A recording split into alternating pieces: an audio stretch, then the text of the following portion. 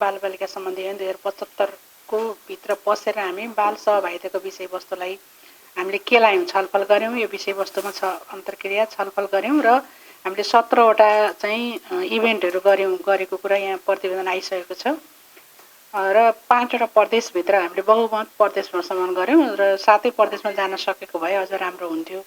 र अर्को यो प्रतिवेदन राखेर यहाँ चाहिँ विज्ञ यही विषयसँग सान्दर्भिक विज्ञहरूसँग बसेर एउटा अर्को पनि छलफल गर्न सकेको भएदेखि चाहिँ अझै निचोड अझै निष्कर्ष निक्लिन सक्थ्यो होला।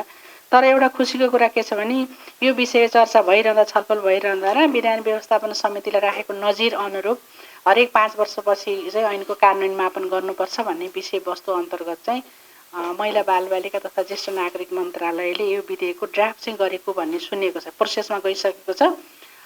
यो चाहिँ केही समय पछाडि यदि अब यो निर्वाचनपछि लगतै आउन सक्ला सम्भावना एउटा चाहिँ आकलन गर्न सकिन्छ। बालबालिका सम्बन्धी ऐन चाहिँ संशोधनको लागि चाहिँ उहाँहरूले प्रस्ताव पठाइसकेको भन्ने आएको छ।